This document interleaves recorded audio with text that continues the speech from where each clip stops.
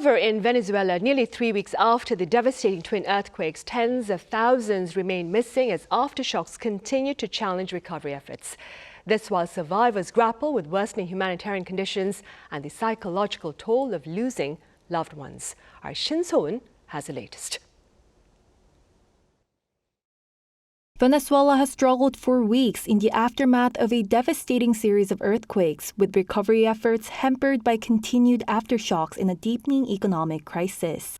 Since the initial earthquake struck on June 24, rescue crews have been working to clear vast amount of debris, but supportive measures continue to be halted by persistent aftershocks, with more than 1,220 recorded so far.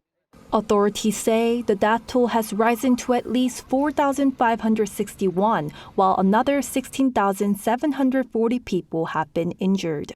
The earthquakes also caused widespread infrastructure catastrophe, leaving more than 850 buildings damaged, including nearly 200 that were completely destroyed. I saw my grandmother die. I was there. She was moaning in pain, but I alone couldn't do anything. My uncle's wife was underneath my grandmother, and she told me she was talking to my grandmother, that she was also alive.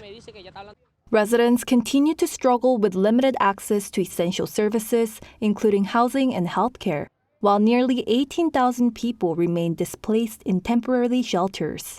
The ongoing seismic threat has left many living in fear and mourning their losses amid pressure on survival.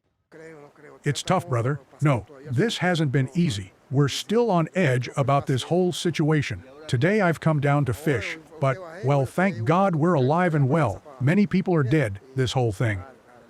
Beyond the humanitarian crisis, the disaster is also intensifying economic pressure on Venezuela.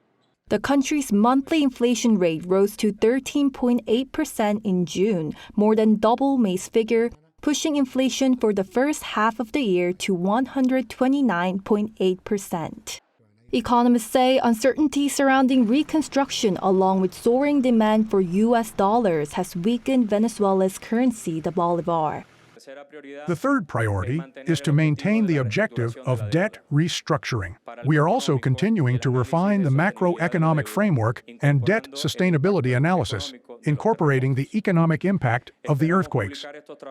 While Venezuelan officials say recent gains in oil production have raised cautious hopes of an economic recovery, economists warn that rising reconstruction costs and supply chain disruption could fuel further inflation and prolong the country's financial crisis. Shin So-eun, 아리랑뉴스.